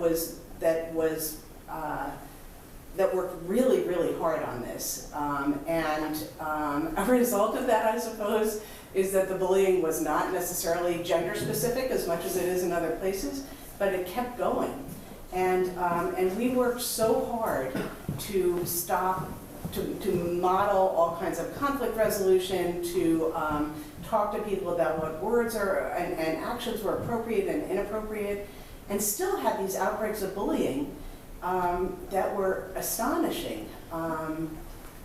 I think it's really important to keep working on this, and I think middle school is, maybe I'm biased as a middle school teacher, but is sort of the nexus of this. And I think it has to be just approached in both ways. I would love more work on bullying. One of the pieces that we really instituted was the idea of the bystander as being as important as the bully and the bullied. Yes. And there are books about this and programs about this, and our kids were pretty good about it. My school district, if you are a bystander, if you record it, as opposed to going in seeking adult help, you are getting suspended just along with the people who are fighting. Good, and that's a good thing. And my school actually eventually got rid of cell phones a little bit before it was required by New York State, partly because of that. But now it's at home, it's with Snapchat, and it's with and Discord and all kinds of other stuff. But it is a problem that really needs continued attention, and middle school is a big piece of this. But it can be done. It can be done to make it better, and to make kids realize immediately that they can go and help the bullied person by standing next to them in all kinds of ways. But it's hard to control. My elementary school principal he hammered it into our minds, if you're not part of the solution, you're part of the problem. So, over and over. I think Riley had something to add. And try not to be trans. Yeah. So I just want to speak for a moment as a parent of an openly queer child in this district. My son goes to Hadley Luzerne Elementary School and was bullied for many years for being the only out child, mostly by sixth graders. So if you don't know, our school goes all the way up to sixth grade, and then the seventh and up isn't the separate location. So we had a lot of issues, specifically the sixth graders at middle school level. And really at the end of the day, to answer the core question, no, I don't think the schools are doing enough. I got a call home, promise from the principal that said my son would not be encountering these individuals like for the rest of the week. I guess maybe they were suspended or something. I wasn't allowed to know the punishment. But then the next week, anytime that my son passed these children in the hall or ended up in a vehicle together, it would just happen again. There was no long-standing change. And the Hadley Luzerne School District has a reputation for very bad bullying. There are many parents who have given me stories of children trying to harm themselves because of bullying in this district specifically. So it is something that I'm very passionate about. It is something that has brought me to work with UHQA. It is a passion of ours to try and help the children in the schools. I do think that, and also with DASA, I was referred to DASA many times, but as Bree said, it's a process and the schools are supposed to report incidents, and there isn't really any accountability as far as I could tell in my research that the schools have to actually report or be honest in their reports. Nobody's auditing that as far as I can tell. And as far as I know, nothing was ever reported about this incident with my son. So I just wanted to speak a little bit as a parent in this district that we do have work to do here, for sure. Yeah, as someone who taught in this district for 25 years, I can tell you that most of the DASA forms that were filled out wind up in a desk. Yeah, So- there needs to be some kind of Yeah, system accountability yeah. would be great. So initiate that process? Just really quickly, we only do have about 15 minutes left for our allotted time, and I do think we have one more question. You looking at me? Yes. Yeah, I do have a question, and I say this in all sincerity. Let me first say thank you for being so forthcoming about some very private aspects of your lives. I deeply appreciate that. You probably know that where you're sitting is the scene of last year's incredible, rageful to-do about the transgender, the drag queen story hour, right? And as a member of a group that may be regarded also as other, I am a Jewish person and often regarded as other. I think that part of the rage against other comes from fear. Oh, absolutely. And what is it that people are afraid of when they look at people like you? I think that what they're afraid of is you will infect them and they will end up like you. It's a little bit less than that. I don't, please don't take offense at that, No, because absolutely. I'm sort of sneering at what I'm saying. But my point is that maybe addressing some of this nasty homophobia or different phobia, other phobia, involves assuring people that this is not true, and confronting that sort of ugly thought with something open. Absolutely. You know, if you listen to, if you're into guys and you listen to a drag queen tell 10,000 stories about Cinderella, you're still going to be into guys at the end of that. Maybe we ought to let the public know that that's true. Yeah, How do that's you kind of feel what we're about trying that? to do here. Yeah. A big thing is that we made a public Facebook post about this event, and we had boosted it to put it up as an ad so that way more people could see it. There are a little over 500 to 600 comments on the post itself. Most of them are just outward horrific hate. And the rest of those majority of comments are myself, Curtis, Cal, and another one of our board members horrifically clapping back at them and educating them severely, because there is this big misconception of a straight person sits with someone like me in a room too long, they're gonna lead gay. But the reality is that no, if you lead gay, you were probably gay to begin with, and I just helped you figure it out. And that right there is what we're realizing is a big fear. So you are being more open about that, confronting that particular. Absolutely, yes, 100%.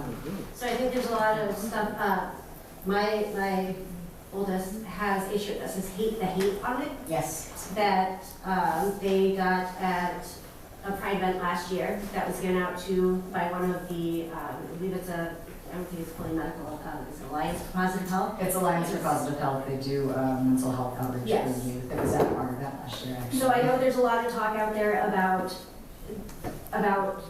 our responsibility to tolerate other people's intolerance, and I think that's what the hate kind of goes along with, is that you don't have to, that's what we're doing here, is we are trying to say that, you know, we're here to educate if we want to, that we don't have to have a tolerance for intolerance. And when you're talking about the fear mongering, I know a few years ago I went out to Salem, Massachusetts, to the Witch Museum out there, and at the very end of the museum tour, they have on their wall a historical timeline, starting with the Salem Witch Hunt. And then you kind of move through that, and I know at one point Jewish people were on there during the Holocaust. At another point we had everybody was against communists and Russians and everything. And this is just that present stage. This is the modern witch hunt that we are now. And it's all based on fear. And I can tell you that if gays spread gay, then A lot more gay people, a lot less hate in the world, that's a damn shame. yes, I know. I've had somebody say to me that they have seen, you know, that it's children watching gay people that actually makes them gay. And it's like, okay, but if that was the case, then where did gay people start? Where did they come from? And it's like you can analyze Greek history and you can see how interwoven all of that stuff was in history before. So it's something new. It's just the modern vision. Right, it's like fostering like a curiosity and an atmosphere for understanding, I think is something that we can all work toward, right? Because, I mean, I'm up here on this panel, but then like I said some like accidentally like not very educated stuff about the Old Testament, right? Like I am curious about how to learn and be a better person and understand people better. Like, and I think we can just foster that in the upcoming generations and our communities. We can all continue learning no matter how old we are. Yeah. Jim, you want to add? Oh. I think we have time for maybe one or two more questions. So, you in the back? Sure, thank you. Yeah, thank you all for being here. Yeah, I was just curious the story of how you came to be here. This question for either you or the moderator or the board members, like how this event came to happen, and is it hard to organize, and are you worried about consequences? So, I don't know, the moderator, you guys, or the board members, I'm just curious about that. So, I can actually tell you a little bit about our founding as an organization as a whole. So it goes back to how I was treated as a queer youth growing up in Glens Falls, and back to when I was recorded in a locker room, and then I came up here and I was very excited to see this community of people, and then I saw Direct from Storytime Hour and I was like, oh yeah, and then it got canceled. So, a bunch of people from Schenectady and Albany and the Troy area actually came up here and staged a counter-protest to show our upset in the community for the Drag Queen Story Hour getting canceled. As I was leaving the event, I had a thought in my head of like, we should have a queer picnic and just kind of like have some local people come, meet other local queer people, and just make a little bit of a community for ourselves. And so we held it at the Pavilion Park, and we were not technically a nonprofit at that point. We were just a bunch of friends hanging out and telling our story and trying to create a safe place for us where there wasn't one. And actually at that event, we did experience for our first and only time, thankfully, someone who was not very accepting, who had made a lot of our participants and like our, what I would consider guests at that event and a nice little picnic time feel very uncomfortable. Thankfully, after a while, he had left, and at that moment, I was like, we need to get more people involved, and I want people to know that we are here, we're queer all year round, and we need to make a safe space for queer youth and queer adults and queer teenagers and straight kids and straight teenagers and straight adults. So a bit of a long-term goal of ours is to eventually create a building and a center where we can have people come together and sit down and either have conversations about queer topics like this, or sit down and do your homework and then go home. I don't know if any of you know about the youth center in Glens Falls. It's located right behind Glens Falls National Bank. I spent a lot of time there growing up. It was a place where they had a 24-hour kitchen where someone was cooking constantly for kids who didn't have meals or a safe place to go home to at the end of the school day. And I just remember it being a very happy and fun and accepting place. Nobody cared what skin color you had, nobody cared who you were kissing, and nobody cared what your home life was like. We were all just kids there. And I want there to be somewhere like that in this community. Somewhere where everybody can come, where parents can come in and see murals on the walls and a basketball court 2 rooms down and a STEM computer lab, like giving opportunities to kids that more often than not, kids up here do not get those chances. They don't get those opportunities, whether it be because of the mountains or because of any other reason. They deserve that, and we want to give that to them. And you in with the red sweater. Oh, did you have something? Yeah. To answer your further question about if we foresee any consequences of UHQA existing, I don't know about anyone else's opinions, but I personally don't foresee any large negative consequences of that, but we are all pretty prepared, as we have been since the beginning with our Pride picnic last year and the one person who was making kids uncomfortable. We are always prepared, but we're also consistently hoping it's going to be just acceptance and positivity. Now your question, sir. So I'm building on the comments the last 2 people made about the political nature of this, or the controversial nature, and also having been in this very room at a number of the board meetings over the last year. And also building on Ms. Jones' comment about deep appreciation for the panel and for the library for hosting this. And I leave with a wondering, and I know we're out of time, but I wonder, when you talk about having, so many postings that were very critical, right? And I know more than half the people in the room for my whole life. I know, and based on a lot of the other questions, I think a lot of the people who are critical are not here.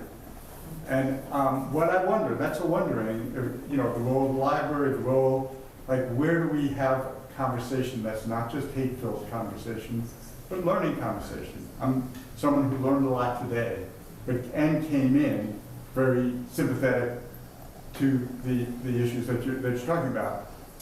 How do we think about that as a community to get other folks, and create places where there really is dialogue across those lines, where there might be learning that goes on back and forth? Well, first they have to have a willingness to learn and listen. And I think that right there is one of the biggest things that we have to find a workaround for, is the people who don't want to listen, who are not going into it with an open mind and already have the preconceived notions of who we are, what our goals are, what the gay agenda even is. So I think it's really the agenda is the agenda. So I think that right there is the biggest thing. And some of those people, they're not interested in being educated. They're not interested in genuinely learning from us. Yep. Their sole goal is to attack. Their sole goal is to try to create chaos where there doesn't need to be. And those are the people that, at least I find, you're not going to move them, regardless of what you say. You can say anything that you want in the world. It can be the most real, genuine thing ever, and those people, it's still going to go right over their heads because they don't have an open heart to listen. Yeah, to add on to that, I think that a huge part of what you're asking is that it starts here. It starts with people in the community that are willing to listen and willing to become more educated, and to create spaces like that within your own lives, where you can create a safe space for people in your family and your community, where they can talk to you and ask you those questions. Because it doesn't spread unless we all put in a little bit of effort to help it spread. Mhm. So, I'm sorry. No, absolutely.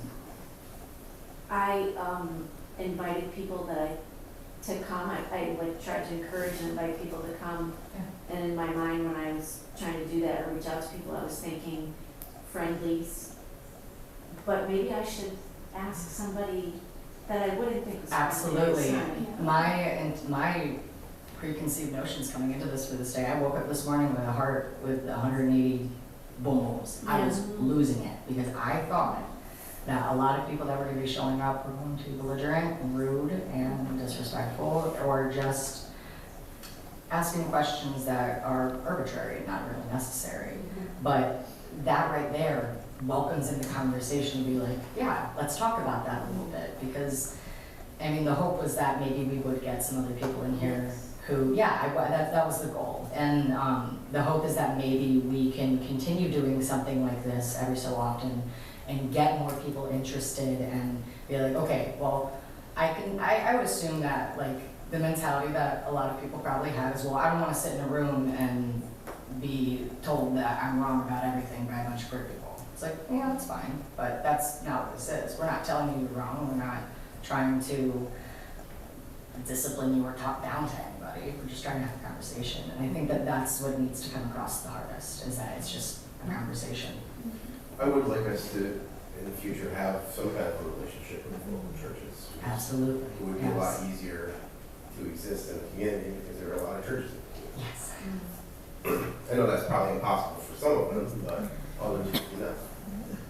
No, I don't think, Also, maybe local government. we did go to the Luzerne board, I went to the Luzerne town board meeting once, and we had been a little bit, we talked to the Hattie town board a little bit. I mean, Dean Molina he's a good guy. He's been really, really good to us. He's the one who Better than we've gave us had the in the park past. first year. Yeah. He's wonderful.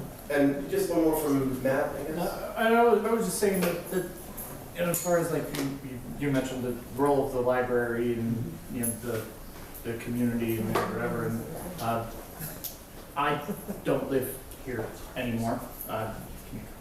My parents still live here, but I grew up here and I lived here my entire life until after I got my associate's degree. The people in this community, this is just from my perspective, my opinion, they have the capacity to understand, there was, and again, this is just my opinion, with everything that happened last year with Drag Queen Story Hour, there was a lost opportunity.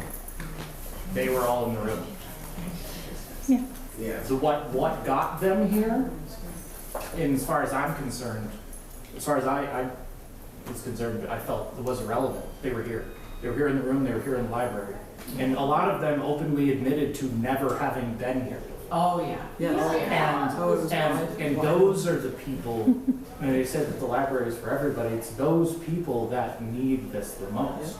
And they're not gonna, it's gonna be hard to get them out, but you get them in the room, there's an opportunity there. Yeah. And, it comes about over a not so good situation, but those are opportunities. And they shouldn't be wasted. Those are hard times. Those are hard times, and that was hard for everyone. We were also not really organized yet. Well, no, but I'm just using that as an example of they're in the room. That's the opportunity. That's the opportunity. Get them in the room. And to be entirely fair, I don't think anybody involved in the situation was prepared for what had happened. Yes. Nobody had any idea. of what was going to happen.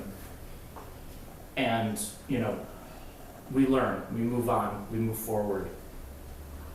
And there is opportunity there, even though can seem very dark. That can be Did anybody tough. ask if the kids have it though? I don't think a kid has ever been part of this discussion. At the counter protest for the drag queen story hour cancellation, I will say this. There were many kids there. Majority of the protesters were children and their parents. And that did not stop many locals from gassing their mufflers out and literally spraying us with smog. Children with smog. There were multiple kids in strollers getting sprayed with smog just because we had just pro-queerness, that's it. As they say, like the key to peace is not swinging the axe. Exactly. And if Just people aren't put it down. swinging the axe, Don't if even people are think talking, about it. they're not swinging axes. And that's it. So I think Bradley had Yeah. something. I just wanted to, before any more people peter out, I understand that we're going a little over. We do have a website with a form on there. You can email us. If anybody has questions from today that they didn't get to, or if anything comes to you later, we would love to do this again. Absolutely, And yes. like we were just talking about, extend those invitations to people that you might not have originally thought of, but maybe you think that, oh, this person is kind of reasonable. Maybe they would be willing to listen. Like, it's okay if we get a little uncomfortable in here. But don't be afraid to reach out to us anytime, send any questions our way, or if you want to get involved, we always have ideas and things in the works. So thank you guys for being here. I just wanted to push that out there. upperhudson.queeralliance.com. I can't ever go to a group of like-minded people and not like pass around a piece of paper and be like, everybody give us your email so that we can stay in touch. Like, if y'all are comfortable, write down your email. I think that would be helpful for. We do have a mailing list, yes. Yes. So let's say that. I guess, Mr.